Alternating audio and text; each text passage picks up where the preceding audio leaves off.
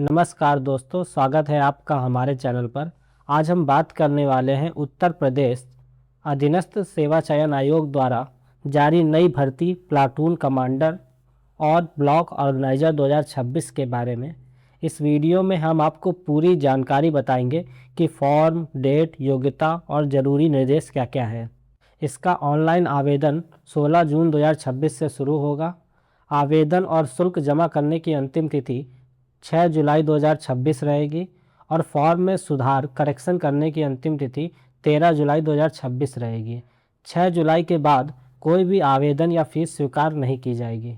इस भर्ती में वही अभ्यर्थी आवेदन कर सकते हैं जिन्होंने पेट की परीक्षा 2025 में पास किया हो और जिनका स्कोर कार्ड जारी हो चुका हो। मुख्य परीक्षा के लिए शॉर्ट लिस्टिंग पेट 2025 के स्कोर के आधार पर होगी। जिन अभ्यर्थियों के पेट में 0 या उससे कम अंक हैं उन्हें मुख्य परीक्षा में शामिल नहीं किया जाएगा तथा अंडर इन्वेस्टिगेशन यूआई और प्रोविजनल उम्मीदवारों को अस्थायी अनुमति दी जा सकती है, लेकिन उनका चयन अंतिम निर्णय पर निर्भर करेगा। सभी अभ्यर्थियों को आवेदन केवल ऑनलाइन माध्यम से ही करना होगा। किसी भी अन्य माध्यम जैसे ऑफलाइन या डाक से भेजे गए आवेदन स्वीकार नहीं किए जाएंगे। आपको आवेदन करना है सिर्फ UPSSC के आधिकारिक वेबसाइट upsssc.government.in पर। आपको वेबसाइट के होम पेज पर जाकर लाइव एडवर्टीजमेंट सेगमेंट में संबंधित विज्ञापन पर क्लिक करना है। वहां से आप नोटिफिकेशन को डाउनलोड और पढ़ सकते हैं। पूरा आवेदन फॉर्म एक बार में ही भरना होता है, इसलिए पहले सभी जानकारी तैयार रखें। फॉर्म भरने से पहले यह सुनिश्चित कर लें कि आप सभी आवश्यक शैक्षिक योग्यता पूरी करते हैं और आपकी आयु सीमा सही है। अगर आप योग्य नहीं हैं तो आवेदन करने का कोई फ़ायदा नहीं होगा। दोस्तों, एक महत्वपूर्ण बात, आपको सभी ज़रूरी दस्तावेज और योग्यता 6 जुलाई 2026 तक पूरी करनी होगी। इस तारीख के बाद अगर कोई डॉक्यूमेंट अधूरा है तो आपका आवेदन रद्द हो सकता है। अगर आप किसी आरक्षित श्रेणी से आते हैं तो आपके पास वैध प्रमाण पत्र होना जरूरी है। यह प्रमाण पत्र आवेदन की अंतिम तिथि तक जारी होना चाहिए।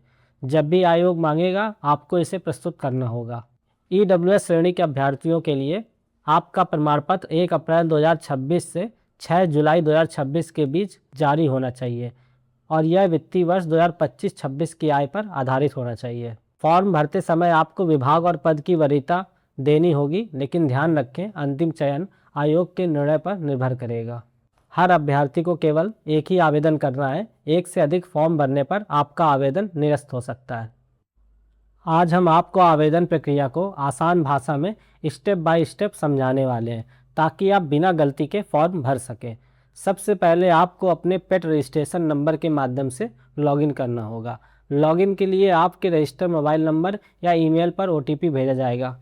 OTP डालते ही आपका लॉगिन सफल हो जाएगा।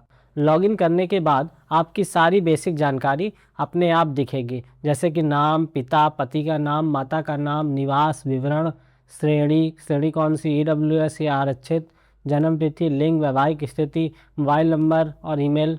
आपको बस इन्हें ध्यान से चेक करना है। अब आपको जिन पदों के लिए आवेदन करना है उन्हें सेलेक्ट करना होगा। ध्यान रखें, जिस पद को आप सेलेक्ट नहीं करेंगे उसके लिए आपका आवेदन मान्य नहीं होगा। इसलिए विज्ञापन को ध्यान से पढ़ें और अपनी योग्यता के अनुसार ही पद चुनें। अब आपको अपनी शैक्षिक योग्यता भरनी होगी। बोर्ड, विश्वविद्यालय का नाम, पास करने का वर्ष, रोल नंबर, प्रमाण पत्र की जानकारी। सारी जानकारी भरने के बाद आपको इंटर वेरिफिकेशन कोड डालना है और फिर सबमिट बटन पर क्लिक करना है। सबमिट करने के बाद आपका आवेदन फॉर्म दिखाई देगा, उसका प्रिंट जरूर निकाल लें। आपकी फ़ोटो और सिग्नेचर पहले से ही अपलोड होंगे, इसमें कोई बदलाव नहीं किया जा सकता है। बस कंटिन्यू पर क्लिक करेंगे। तो दोस्तों, इस तरह आप आसानी से UPSSC का फॉर्म भर सकते हैं। जब आप आवेदन फॉर्म भर लेते हैं तो अंत में एक डिक्लेरेशन घोषणा दिखाई देती है। इसमें आपको सभी जानकारी को ध्यान से पढ़ना है। अगर आप सहमत हैं तो सभी चेकबॉक्स को टिक करना है और फिर वेरिफिकेशन कोड डालकर सेव एंड सबमिट पर क्लिक करना है। फीस भुगतान करने के लिए आप केवल credit card, debit card, internet banking, UPI या SBI ई चालान का ही प्रयोग करेंगे। ध्यान रखें, किसी अन्य माध्यम से भुगतान स्वीकार नहीं होगा। जैसे ही आपका भुगतान सफल हो जाता है आपका आवेदन फॉर्म अपने आप सबमिट हो जाएगा। स्क्रीन पर आपको दिखाई देगा, आप उसे डाउनलोड और प्रिंट ज़रूर कर लें। अगर फ़ीस कट गई है लेकिन फॉर्म नहीं दिख रहा, इसका मतलब है कि आपका पेमेंट रिकॉन्सिल नहीं हुआ है। ऐसे में आपको वेबसाइट के होम पेज पर जाना है, एप्लीकेंट सेगमेंट में जाना है, update your transaction ID bye double verification पर क्लिक करना है। ट्रांजैक्शन ID वेरीफाई करनी है। अगर आपका पेमेंट फेल हो जाता है तो आपको पेमेंट एक्नॉलेजमेंट रिसिप्ट PAR मिलेगा। फिर से लॉगिन करें, ट्रांजैक्शन आईडी वेरीफाई करें और दोबारा फीस जमा करें। अगर किसी कारण से पेमेंट नहीं हो पा रहा है तो आप अंतिम तिथि तक एप्लीकेंट सेगमेंट में जाकर अपडेट ट्रांजैक्शन आईडी विकल्प का उपयोग करके फिर से पेमेंट कर सकते हैं। दोस्तों, आपको SBI के ई चालान के माध्यम से शुल्क जमा करना होगा। सबसे पहले ई चालान डाउनलोड करें, फिर SBI बैंक की किसी भी शाखा में जाकर शुल्क जमा करें। शुल्क जमा करने के बाद आपको एप्लीकेंट सेगमेंट में जाकर update your transaction ID bye double verification mode के माध्यम से अपनी जानकारी अपडेट करनी होगी। ध्यान दें, आपको अंतिम तिथि या उसके सप्ताह के अंदर शुल्क का समायोजन, आवेदन पत्र डाउनलोड और उसका प्रिंट आउट लेना जरूरी है। अगर आपने समय पर यह नहीं किया तो आपका आवेदन पूरा नहीं माना जाएगा।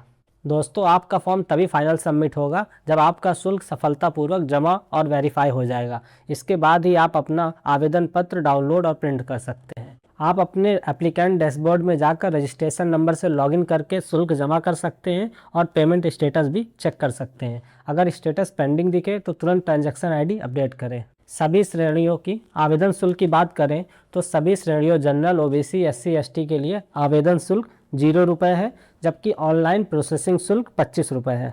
ध्यान रखें, अंतिम तिथि के बाद कोई शुल्क स्वीकार नहीं होगा। आवेदन स्वतः सबमिट नहीं होगा जब तक शुल्क पूरा नहीं होगा। किसी भी प्रकार का दावा बाद में स्वीकार नहीं किया जाएगा।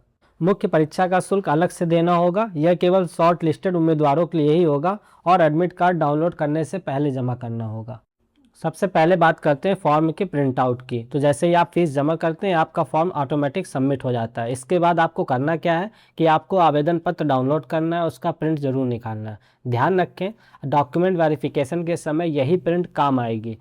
आप अपने एप्लीकेंट डैशबोर्ड में लॉगिन करके फॉर्म का स्टेटस देख सकते हैं और कभी भी दोबारा प्रिंट निकाल सकते हैं।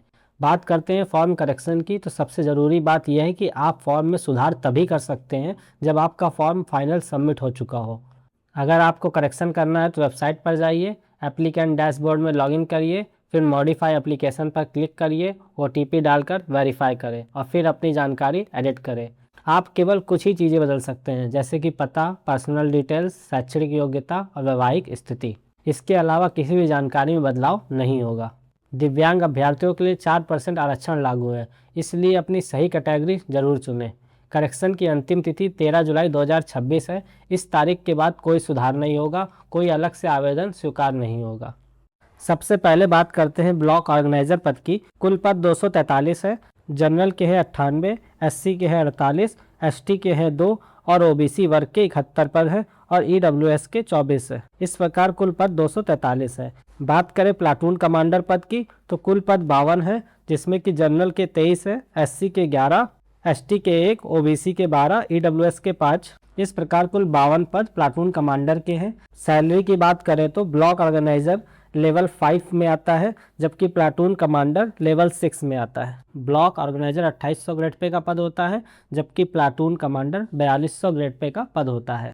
अब बात करते हैं EWS यानी आर्थिक रूप से कमजोर वर्ग की। अगर आपके परिवार की सालाना आय 8 लाख से कम है तो आपको 10% आरक्षण मिलेगा, लेकिन EWS प्रमाण पत्र जरूरी है। बात करें DFF dependent of freedom fighter तथा एक्स सर्विसमैन की तो स्वतंत्रता सेनानियों के आश्रित और पूर्व सैनिकों को भी नियम के अनुसार आरक्षण दिया जाता है। इसके बाद आता है दिव्यांग PWD वर्ग की। तो इन उम्मीदवारों को भी सरकार के तय नियमों के अनुसार आरक्षण मिलता है। अब सबसे महत्वपूर्ण महिला आरक्षण की। उत्तर प्रदेश की महिलाओं को आरक्षण मिलेगा और खास बात यह है कि जाति प्रमाण पत्र पिता के आधार पर मान्य होगा। और अंत में खिलाड़ी कोटा, स्पोर्ट्स कोटा की तो उत्कृष्ट खिलाड़ियों को भी सीधी भर्ती में आरक्षण का लाभ दिया जाता है। बात करते हैं ब्लॉक ऑर्गेनाइजर और प्लाटून कमांडर की योग्यता की। इस पद के लिए आवेदन करने के लिए आपको किसी भी मान्यता प्राप्त विश्वविद्यालय से ग्रेजुएशन या स्नातक पास होना जरूरी है। लेकिन एक खास बात यह है कि अगर आपके पास कुछ अतिरिक्त योग्यताएं हैं तो आपको भर्ती में प्राथमिकता मिल सकती है। जैसे कि अगर आपने प्रादेशिक सेना में कम से कम 2 साल सेवा की हो, या आपके पास NCC का 20 सर्टिफिकेट हो, या आप होम गार्ड में लगातार 3 साल काम कर चुके हैं, तो आपका सिलेक्शन होने का चांस बढ़ जाता है। बात करते हैं आयु सीमा की, तो इस भर्ती के लिए आपको कम से कम 21 साल और अधिकतम 40 साल उम्र होनी चाहिए। अगर आप SC ST या अन्य किसी आरक्षित वर्ग से आते हैं तो आपको सरकार के नियम के अनुसार आयु में छूट भी मिलेगी। इसके अलावा अगर आप पहले से होमगार्ड में काम कर चुके हैं और आपके पास 3 साल का अनुभव है तो आपको 2 साल की अतिरिक्त छूट मिलेगी। इस भर्ती में चयन उत्तर प्रदेश सरकार की नई भर्ती नियमावली के अनुसार किया जाएगा। बात करते हैं शारीरिक मानदंड व शारीरिक दक्षता परीक्षा की, तो सामान्य OBC और SC वर्ग के उम्मीदवारों की लंबाई कम से कम 167.7 होनी चाहिए, सीना बिना फुलाए 78.8 सेंटीमीटर होना चाहिए और फुलाने पर 83.8 सेंटीमीटर होना चाहिए। बात करते हैं पर्वतीय क्षेत्र या हिल एरिया के उम्मीदवारों की, तो वहाँ पे लंबाई 162.6 सेंटीमीटर होनी चाहिए और सीना बिना फुलाए 76.5 सेंटीमीटर और फुलाने पर 81.5 सेंटीमीटर। और ST वर्ग के लिए भी लंबाई 160 सेंटीमीटर, सीना बिना फुलाए 76.5 सेंटीमीटर और फुलाने पर 81.5 सेंटीमीटर। सीने में कम से कम 5 सेंटीमीटर का फ़र्क होना ज़रूरी है, तभी आप फिजिकल में पास माने जाएंगे।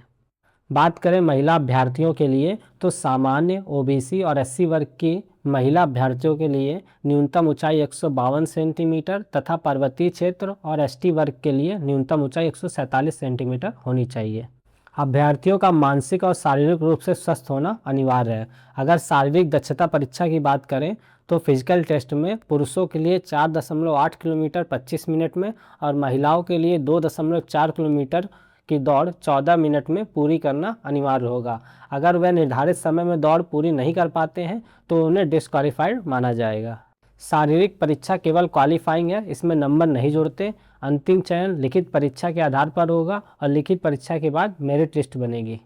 रिटन एग्जाम के बारे में हम अगले वीडियो में बात करेंगे, वरना वीडियो बहुत लंबा हो जाएगा। इस वीडियो में हम सिर्फ इम्पॉर्टेंट चीज़ें डिस्कस करेंगे। दोस्तों, लिखित परीक्षा में सभी अभ्यर्थियों को सीधे मौका नहीं मिलेगा। सबसे पहले पेट के आधार पर अभ्यर्थियों की शॉर्ट लिस्टिंग की जाएगी और हर पद के लिए कैटेगरी वाइज 15 गुना अभ्यर्थियों को चुना जाएगा। अगर किसी पद पर मान लीजिए 100 सीट है तो लगभग 1500 उम्मीदवार को ही लिखित परीक्षा देने के लिए बुलाया जाएगा। अगर परीक्षा कई शिफ्ट या कई दिनों में होगी तो नॉर्मलाइजेशन सिस्टम लागू होगा। नॉर्मलाइजेशन का मतलब होता है कि अलग अलग शिफ्ट के पेपर को बराबर स्तर पर लाना, ताकि किसी भी अभ्यर्थी को ना फ़ायदा मिले ना नुकसान हो। फाइनल चयन में आपके रॉ मार्क्स नहीं बल्कि नॉर्मलाइज स्कोर मायने रखेगा और नॉर्मलाइजेशन की प्रक्रिया सरकार के तय नियम 22 मई 2019 के अनुसार की जाएगी। अभ्यर्थियों के लिए कुछ महत्वपूर्ण निर्देश हैं। सबसे पहले बात करते हैं कैटेगरी की। अगर आप आरक्षित वर्ग SC ST OBC या EWS से हैं तो आवेदन में अपनी कैटेगरी ज़रूर भरें और ध्यान रहे अगर आप एक से ज़्यादा कैटेगरी में आते हैं तो आपको सिर्फ एक ही रिजर्वेशन का फ़ायदा मिलेगा जो सबसे लाभकारी होगा। डोमिसाइल रूल के अकॉर्डिंग अगर आप उत्तर प्रदेश के मूल निवासी नहीं हैं तो आपको किसी भी प्रकार का आरक्षण नहीं मिलेगा, आपको सीधे जनरल कैटेगरी में माना जाएगा। जो भूतपूर्व सैनिक हैं और 6 जुलाई 2026 तक रिटायर हो चुके हैं उन्हें नियमों के अनुसार आरक्षण मिलेगा। और अगर आप खिलाड़ी हैं, स्पोर्ट्स कोटा से आवेदन कर रहे हैं तो आपके पास वैलिड सर्टिफिकेट होना जरूरी है जो सक्षम अधिकारी द्वारा जारी किया गया हो। अगर आप महिला उम्मीदवार हैं तो ध्यान रहे आपका जाति प्रमाण पत्र पिता के आधार पर ही मान्य होगा। और अगर आप स्वतंत्रता संग्राम सेनानी के आश्रित हैं तो आपके पास सरकारी निर्धारित फॉर्मेट का प्रमाण पत्र होना जरूरी है। अगर आप दिव्यांग उम्मीदवार हैं तो दिव्यांग उम्मीदवारों के लिए ज़रूरी है कि उनके पास प्रमाण पत्र में उनकी डिसेबिलिटी का टाइप और परसेंटेज साफ लिखा हो। और जो पहले से सरकारी नौकरी में है उन्हें फॉर्म भरने से पहले NOC नो ऑब्जेक्शन सर्टिफिकेट लेना जरूरी है। राज्य कर्मचारियों को 5 साल की उम्र में छूट मिलेगी और मुख्यमंत्री अभ्यर्थना योजना के तहत आने वाले कैंडिडेट्स को एज और मार्क्स दोनों में रिलैक्सेशन मिल सकता है। अगर किसी अभ्यर्थी की पात्रता या अपात्रता को लेकर कोई विवाद होता है तो उसका अंतिम फैसला आयोग ही करेगा। स्वतंत्रता संग्राम सेनानी, दिव्यांग और भूतपूर्व सैनिकों के आश्रितों को नियमों के अनुसार आरक्षण और छूट दी जाएगी। महिलाओं को भी सरकारी नियमों के अनुसार आरक्षण मिलेगा, लेकिन ये अंतिम रूप से न्यायालय के निर्णय पर निर्भर रहेगा। EWS वर्ग के लिए 10% आरक्षण होगा, लेकिन ध्यान रखें परिवार की वार्षिक आय 8 लाख से कम होनी चाहिए। EWS प्रमाण पत्र 2025-26 आय के आधार पर ही होना चाहिए और 1 अप्रैल 2026 से 6 जुलाई 2026 के बीच बना होना चाहिए। जन्म तिथि वही मानी जाएगी जो हाई स्कूल प्रमाण पत्र में दर्ज है। आवश्यक दस्तावेज जैसे कि मार्कशीट, प्रमाण पत्र आदि मांगे जाने पर प्रस्तुत करने होंगे और परीक्षा की तारीख, समय और केंद्र की जानकारी एडमिट कार्ड से मिलेगी। एक बार केंद्र मिल गया तो उसमें कोई भी बदलाव नहीं होगा। अगर आवेदन में जन्म तिथि या जरूरी योग्यता गलत पाई गई तो आवेदन रद्द कर दिया जाएगा। गलत जानकारी देने पर अभ्यर्थियों को परीक्षा से डिबार भी किया जा सकता है। प्रारंभ में परीक्षा में आपको बैठने की अनुमति मिल सकती है, लेकिन बाद में अगर जानकारी गलत पाई गई तो चयन रद्द कर दिया जाएगा। तो दोस्तों, आवेदन करते समय हर जानकारी बिल्कुल सही भरें और सभी दस्तावेज तैयार रखें ताकि बाद में कोई समस्या ना आए। अगर आपने आवेदन की अंतिम तिथि तक अपनी योग्यता पूरी नहीं की है या सही प्रमाण पत्र नहीं दिया है तो आपका आवेदन सीधे रिजेक्ट कर दिया जाएगा। आयोग किसी भी व्यक्ति से व्यक्तिगत संपर्क नहीं करता, सारी जानकारी सिर्फ ऑफिशियल वेबसाइट पर ही दी जाती है, इसलिए बार बार वेबसाइट चेक करना ज़रूरी है। आयोग आपको एलिजिबिलिटी के बारे में कोई सलाह नहीं देगा, इसलिए फॉर्म भरने से पहले नोटिफिकेशन को ध्यान से पढ़ें। अगर ऑनलाइन फॉर्म भरने में दिक्कत आती है तो आप UPSSC की वेबसाइट या कार्यालय से मदद ले सकते हैं। एक बहुत ही ज़रूरी नियम, अगर कोई पुरुष अभ्यर्थी एक से अधिक जीवित पत्नियों वाला है या महिला अभ्यर्थी ने ऐसे व्यक्ति से शादी की है जिसकी पहले से पत्नी है तो वह अपात्र माना जाएगा जब तक सरकार से छूट ना हो। बात करते हैं फॉर्म सबमिशन की, तो अंतिम रूप से सबमिट किया गया फॉर्म भी वैलिड माना जाएगा। अंतिम तिथि के बाद कोई सुधार करेक्शन नहीं होगा। अगर किसी नियम में कोई विवाद या गलती होती है तो निर्णय सेवा नियमावली और सरकारी आदेशों के अनुसार ही होगा। परीक्षा में नकल, अनुशासनहीनता या गलत जानकारी देने पर आपका आवेदन रद्द किया जा सकता है और फ्यूचर एग्जाम से भी डिबार किया जा सकता है। हॉरिजेंटल रिजर्वेशन वाले अभ्यर्थियों को उसी कैटेगरी में एडजस्ट किया जाएगा जिस कैटेगरी में आते हैं। तो दोस्तों, ये तो UPSSC के ज़रूरी नियम जिन्हें ध्यान में रखकर ही आवेदन करें।